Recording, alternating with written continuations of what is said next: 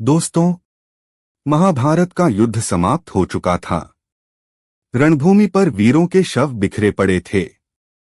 कौरवों की पूरी सेना नष्ट हो चुकी थी और झील के किनारे पड़ा था एक टूटा हुआ योद्धा दुर्योधन। भीम के गुप्त प्रहार से उसका शरीर चूर चूर हो चुका था, पर उसका अहंकार अभी जीवित था। झील के ठंडे जल में लेटा दुर्योधन सोच रहा था, मैंने क्या गलत किया? क्या अपना अधिकार मांगना अपराध था? क्या स्वाभिमान रखना पाप बन गया? चारों ओर सन्नाटा था, पर उसके भीतर प्रश्नों का तूफान। तभी उस मौन को चीरती हुई कदमों की आहट सुनाई दी। वह कोई और नहीं, स्वयं श्री कृष्ण थे। उनके आते ही जैसे जल भी स्थिर हो गया। दुर्योधन ने आंखें खोली और कटु स्वर में बोला, अब आए हो माधव, जब सब समाप्त हो चुका है। श्री कृष्ण शांत थे। उनकी आंखों में न क्रोध था, न विजय का गर्व। दुर्योधन बोला, तुमने धर्म का साथ दिया, पांडवों को जिताया, पर मुझे बताओ, मैं पापी कैसे हुआ? क्या राज्य मांगना अधर्म था? श्री कृष्ण मुस्कुराए और बोले, दुर्योधन, तू इसलिए नहीं हारा क्योंकि तू दुर्बल था। तू इसलिए हारा क्योंकि तू अपने कर्मों से भागता रहा। तू जन्म से अधर्मी नहीं था। तू तो सुयोधन था, बलशाली, न्यायप्रिय और मित्रों के लिए सब कुछ न्योछावर करने वाला। पर धीरे धीरे ईर्ष्या का बीज बोया गया, अहंकार को पोषण मिला और सत्ता को धर्म से ऊपर रख दिया गया। कृष्ण ने आगे कहा, धृतराष्ट्र ने तुझे रोका नहीं, शकुनी ने तुझे भटकाया और तूने वही सुना जो तुझे प्रिय लगा। दुर्योधन स्तब्ध था।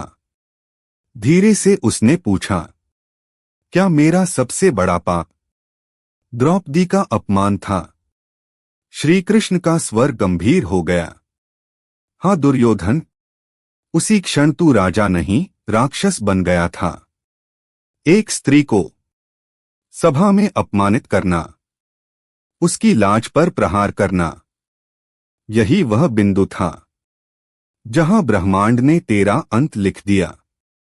दुर्योधन की आंखों में पहली बार पश्चाताप झलका। उसने कांपती आवाज में पूछा, तो क्या अधर्म ने मुझे मारा? कृष्ण बोले, नहीं, तुझे अधर्म ने नहीं, तेरी जिद ने मारा। तू जानता था क्या सही है, पर मानने को तैयार नहीं था। भीष्म, द्रोण, विदुर, गांधारी, सबने चेताया, पर तू नहीं रुका।